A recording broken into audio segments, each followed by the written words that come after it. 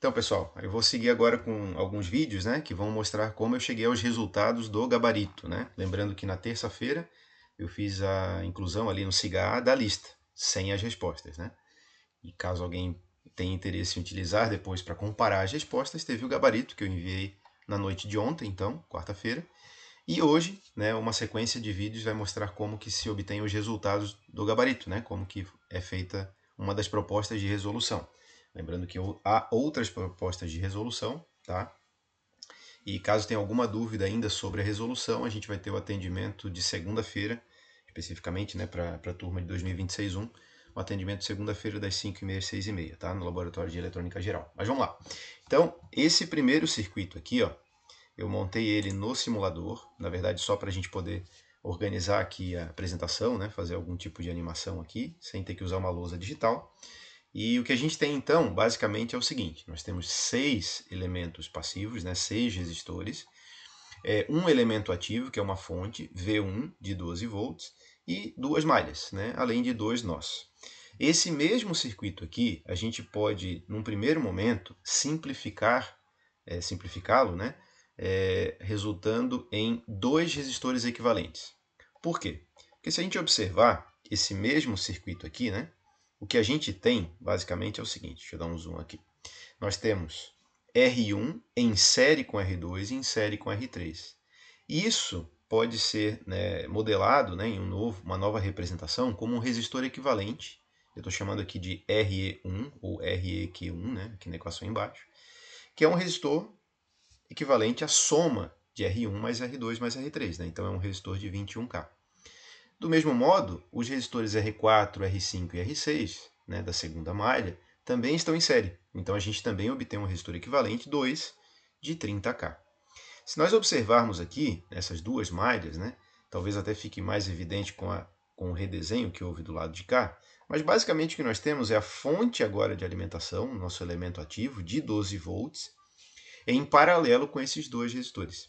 Tá? Eu já poderia, inclusive, com esse rearranjo que eu sugeri aqui, ó, eu já poderia, inclusive, considerar que R1 e RE1, né, o resistor equivalente 1 e o resistor equivalente 2, em paralelo, né, obtendo a valor em paralelo, eu obteria a corrente que sai da fonte, mas na minha resolução eu resolvi fazer de uma maneira diferente. Eu já resolvi aqui interpretar o circuito, né, segundo a lei das correntes de Kirchhoff, né, a primeira lei de Kirchhoff. Então, se a gente observar, por esse nó aqui, a gente tem que a corrente que sai, né, nesse ponto é a corrente do resistor equivalente 1. Lembrando que o resistor equivalente 1, né, é o que equivale aos resistores 1, 2 e 3.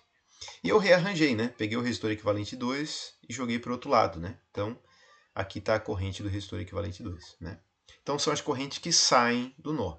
A corrente que entra é a corrente da fonte, né? E aí, com isso, eu já obtenho as correntes RE1 e RE2. Por quê? Porque eu tenho o valor da resistência de RE1, por exemplo, e tenho a tensão em RE1. Como ele está em paralelo com a fonte, a tensão da fonte de 12 volts está sob RE1, que também está sob RE2. Né? Os dois resistores têm, nesse caso, né, os dois resistores equivalentes têm uma tensão de 12 volts. Então a equação fica assim: a corrente do resistor equivalente 1 ela é igual a tensão dividido pela resistência, né? Então a tensão de 12 volts dividido pela resistência é R1, que dá 571 microamperes. Tá? Lembrando que na calculadora, para a gente fazer isso, estou com a calculadora aqui em mãos, mas digitando a sequência, né, seria 12 dividido por 21 exp3, né, que seria para colocar na exponencial 3. Ele vai me informar aqui um valor na minha calculadora, que é aquelas calculadoras Cássio, né, a científica mais simples, 5.714 vezes 10 na menos 4. Quando eu aperto o botão ENG, ele altera para vezes 10 na menos 6, né? Então ficou 571.4. Eu tiro o ponto 4 e fica 571 vezes 10 na menos 6, que é micro, né? Microamperes. A corrente do resistor equivalente 2 é a mesma coisa, né? Então, corrente do resistor equivalente 2 é igual a V1 dividido por RE2, ou seja, 12 volts dividido por 30K, que vai dar 400 microamperes. Depois de obter essas duas correntes, eu tenho que lembrar que as correntes nos elementos em série são iguais. Tá? Então, lembrando, né, se eu olhar aqui o circuito, as tensões de R1 e R2 estando em paralelo, são iguais, 12 volts. Agora, a corrente de RE1, ela é a mesma corrente que R1, R2 e R3. Assim como a corrente de RE2 é igual à corrente de R4, R5 e R6.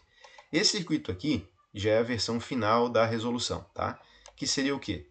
Eu basicamente digo que RE1 é igual à corrente de resistor 1, corrente de resistor 2 e corrente de resistor 3, 571 micro. Isso já está, inclusive, está aqui, né? Os três valores, RE1, RE2 e RE3, na resolução aqui, né? No gabarito do exercício.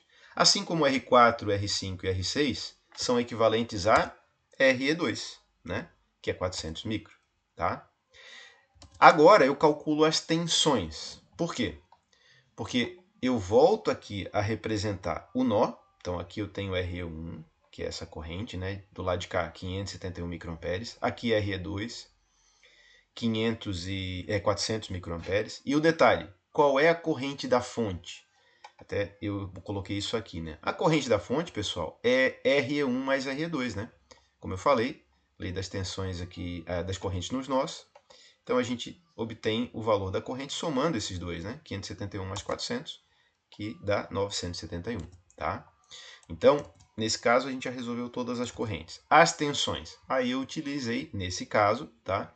A lei das tensões nas malhas. Veja, eu chamei de M1 a malha 1, que é aquela que incorpora R1, R2, R3. E M2, a que incorpora R4, R5 e R6. Além do V1, que compartilha tanto para M1 quanto para M2. Lembrando que essa nomenclatura tanto faz, pessoal. Você pode chamar essa de M1, essa de M2, não tem problema. E também arbitrei em uma orientação. No caso, eu estou usando aqui o sentido, né? Não a orientação, o sentido, né? Sentido horário. Também posso arbitrar, posso fazer anti-horário. O detalhe é, se eu faço a interpretação de uma malha no sentido horário, todas as demais têm que ser horário. Se eu faço a primeira anti-horário, todas têm que ser anti-horário. Tem que respeitar isso, né? A gente observa isso na resolução das malhas aqui. Veja, a malha 1, eu tenho o quê? Deixa eu tentar melhorar aqui o zoom. Opa, sim, acho que fica mais fácil, que aí aparecem as duas malhas aqui. Opa, vou botar aqui, beleza. Eu tenho a malha 1 e eu estou iniciando a interpretação da malha 1 por esse ponto aqui. Também posso escolher qualquer ponto da malha. Mas veja, olhando aqui, eu tenho que a soma das tensões tem que ser igual a zero. Uma coisa importante, pessoal. A tensão do elemento ativo é sempre o oposto do elemento passivo na malha. Então, se eu olhar aqui nessa malha, eu tenho V1. Né? V1 está o positivo aqui e o negativo aqui. Então, seguindo a malha, quando chegar no R1, aqui é positivo e aqui é negativo. Tá? Por quê? Porque a tensão da fonte está imposta no resistor, né? E aí a tensão aqui é uma queda de tensão. Então, se aqui sai 12, aqui tem alguma coisa a subtrair de 12. Do mesmo modo, aqui é positivo e aqui é negativo, porque tem alguma coisa a subtrair de 12 aqui também. E aqui também alguma coisa a subtrair de 12. Somando algebricamente dá zero, por quê? Porque aqui vai dar um valor que vai ser equivalente a isso, mais isso, mais isso, né? Que é o que a lei das malhas aqui representa. Veja, como eu arbitrei por esse ponto, mais VR1, porque aqui eu estou considerando que é o sinal positivo, mais VR2, que é o primeiro sinal que chega, né? Então mais VR2, mais VR3, menos V1 igual a zero. Veja, eu comecei por aqui e segui sentido horário. Então ficou assim. Essa tensão, mais essa tensão, mais essa tensão, menos essa, igual a zero. Está aqui, ó. VR1 mais VR2 mais VR3 menos V1 igual a zero.